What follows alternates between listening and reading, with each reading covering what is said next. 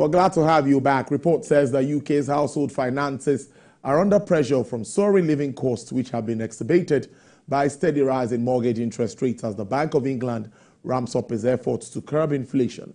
The report also highlights that UK's housing market is facing a slowdown, with house prices expected to fall by 1.3% in 2024 as the UK government announced a range of measures to support businesses, including tax breaks. Despite these challenges, analysts say there are also opportunities for growth and development in 2024.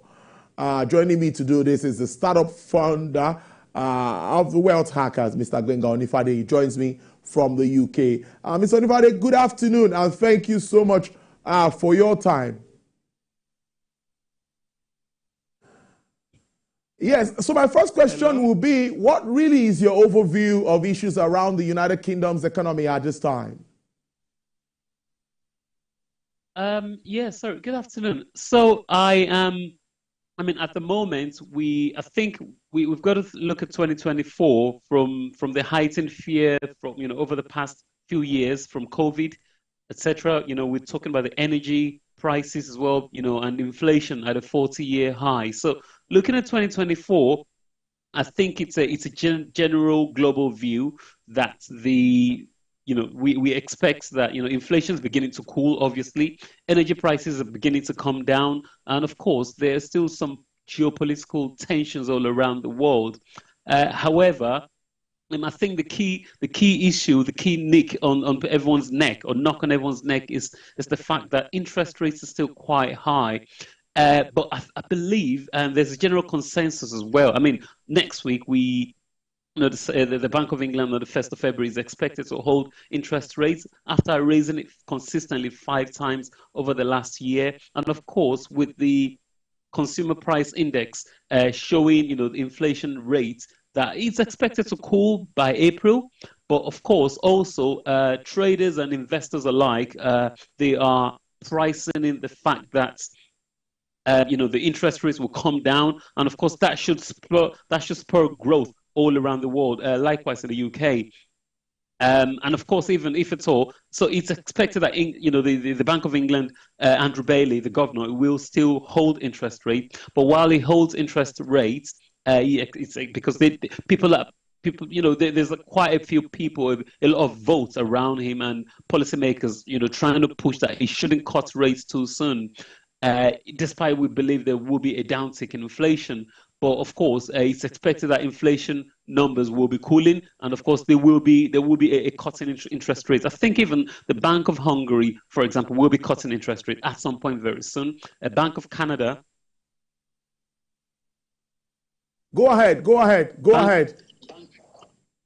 The Bank of Canada, they've maintained the interest rates as what it was this month. So the Fed is expected to cut the rate very soon, and likewise the Bank of England, and that should spur growth. And I think we should have a lot more growth in 2025 and 2024 towards the tail end alike, because of course the market leads while the economy will follow. But the manufacturing sector is also getting a blow, thanks to the ongoing political tension that is, affecting the Red Sea. Shipments are moving away from that end, and manufacturing figures are not looking well. What would be your reaction to this? So on the global view, you are right. That's actually correct. But actually, on a national view, the PMI, which shows how the manufacturing firms are performing, it's quite strange actually, because the UK's PMI did actually point to a brighter growth outlook, even though inflation has actually been very stubborn. Unlike if you compare it to the Eurozone, the UK service sector is actually picking up a steam. I think the key issue for the Bank of England, again, remains inflation, which is proving very sticky. And of course, the Bank of England is tackling with that, with interest rates. And of course, they are, they're going around, conducting surveys and looking at sectors and how how it's been affected. Because one thing they're trying to do is prevent a recession. But yes, on a global view, with the Iran-sponsored Houthi rebel, which is blocking, the ship routes, of course. I mean, even though the shipment is actually taking a long while because they are finding an alternative route, and the UK, coupled with the USA, are trying to deal with this on that side. And I think the key thing is the fact that China is actually excessively slowed down. That's probably coupled, that's actually caused by the mortgage rates over in China. So China has really slowed down, and that's actually the key thing.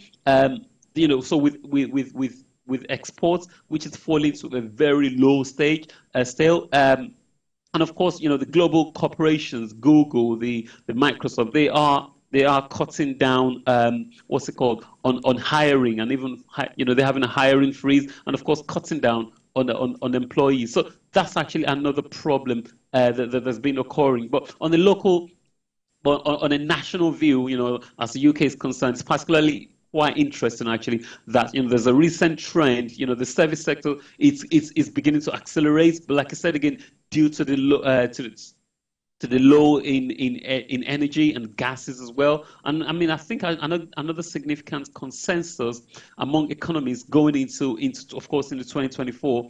It's quite showing the UK will underperform its European partners in 2024, and it's of course looking a little bit gloomy. But despite the sharp foot or tick down in market rates, it's actually a general good news for the United Kingdom. So it's quite a difference, and and I think of course people have actually been squeezed with the mortgages, etc. But overall, the future's looking a little bit brighter. Interesting stuff. Let's talk about this issue of social care surging since the visa rules is now. Are migrants at risk of being exploited? Looking at this. Oh, absolutely, absolutely. And the data's shown, and I think this is actually something that's actually been bubbling on the ground, and but it's actually something that's been bubbling on the ground. And of course, with the UK, not dissociating, but leaving the EU, with the infamous Brexit that we all heard, and now. As a result of that, the UK, they need the migrants. They need them to work. They need a lot of migrants to come and help in the care sector.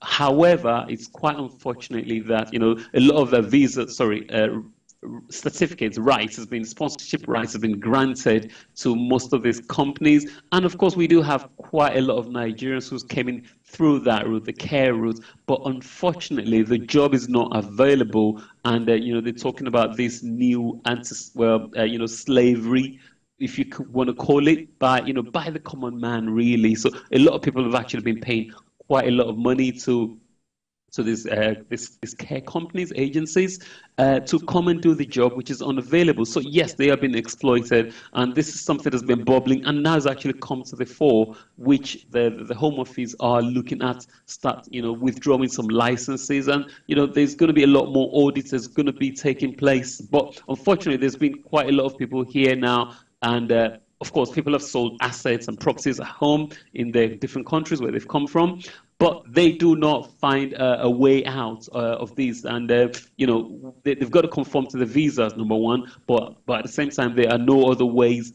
to dealing with these things. So it's quite a shame. But yes, there's exploitation going on as we speak. Great stuff. Now, let's wrap up with looking at household prices and, of course, consumer spending in 2024. With all of these challenges, what will be your outlook? Great. Okay. So, excuse me.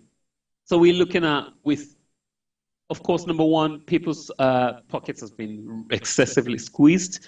So there is, if you go to the Bank of England, actually on the website as well, you could actually compare the prices. The real sterling worth right from the year 700 years ago to where we are right now, even 800 years ago. And you could actually see that the sterling has excessively been losing 2%, almost every year. I mean, even as at 25 years ago when I came to the UK, the sterling has lost 80% of its value. compared to now. So a pound is actually worth just about £1. Sorry, a pound is worth 20p right now compared to that. So now we're talking about the household daily for which your pound or your money is losing every day. So people are being squeezed. Number one, young people are being squeezed as a result of not being able to afford a mortgage. And there's a new data that came out today, which is talking about even if you want to be able to to be able to afford to rent comfortably in London, for example, you need to be among the top earners, minimum of £50,000 a year, which not I don't think up to a great 10% of the population are earning that. So yes, there has been a squeeze, but energy prices, government's actually been subsidizing people with the hope. It's all hope really that things are going to come down. Thankfully, the weather's actually been fairly mild, which means people have actually find alternative means to save on their prices, on the energy cost as well, and of course their salary. So they get to have a bit more in their pocket. And of course, people go into the supermarkets going for things that are close to the expiry dates, in order to just to save up. Yeah. Well, very, very, very interesting. We'll see how all of this plays out in the year 2024. I must thank you for your time. Despite the challenges, we're able to make the best out of this conversation. Mr. Gbenga Onifade is the startup founder of the World Hackers. Thank you so much. Don't worry, we'll continue our conversation sometime soon. Thanks for having me. Enjoy your weekend. All right, there. Well, let's continue with the show now, and it's time to do